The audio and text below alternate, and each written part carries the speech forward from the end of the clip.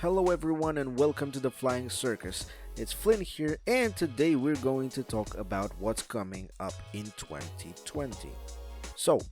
a month is already off and the year doesn't look good because 2020 is the year where another generation of consoles will come to an end, and it is also another year of delays, and more delays. Well, the beginning of this year was already full because in the grand scheme of things, Sony still has absolutely no announcement of the new console outside the logo, which was presented at an official show like it was this new thing that will blow our minds, and it was exactly just what we expected to be. Microsoft still has an advantage in the new generation of console wars, with Sony preparing an official announcement this time in the month of February. It is worth noticing that they choose to do this because an E3 reveal will maybe be a little bit too late, and mainly because they won't be there. Yeah, this year it will be the second year in a row when Sony will not be at E3 in any way, shape or form, leaving once again the place in the spotlight free for Microsoft, especially since they are taking full advantage of this move and doubling down on the show. Even if the industry is not there yet, cloud gaming is promising to bring up many more things to the front line, with Project xCloud from Microsoft doing a way better job than Stadia does at this point, because Stadia right now is nothing more than a total mess that lacks a lot of support from Google, just giving the impression that is some sort of a failed project ready to be abandoned, since it has already been around 60 days by this point with absolutely no news or update for Stadia.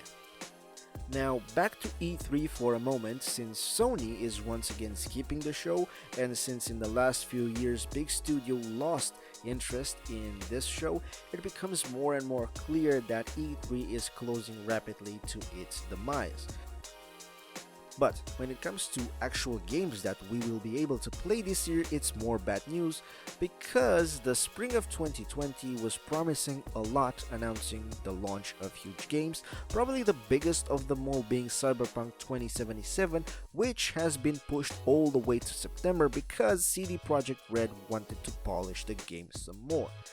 Another thing that is worth mentioning is the presence of the Avengers on our gaming devices was also troublesome, because the announcement was not as great as it was expected. The behind closed doors demo didn't show much promise, and now the game hit the delay point, being pushed all the way right next to Cyberpunk.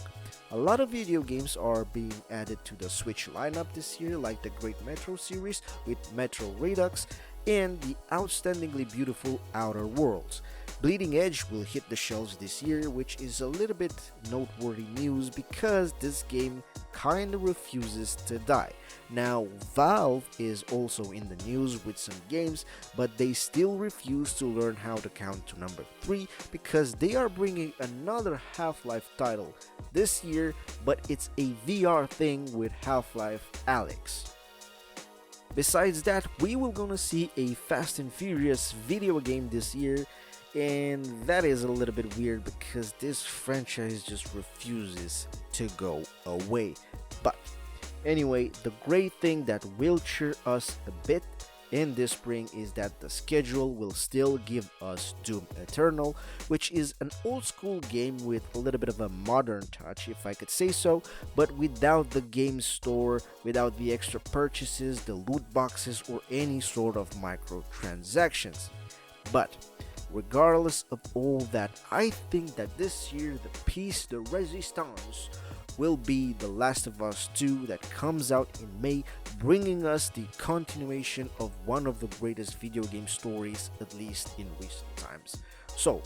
the calendar for 2020 is quite full, meaning that there are a lot of things that we can look forward to. And as usual, with all that being said, it's Flynn here, over and out.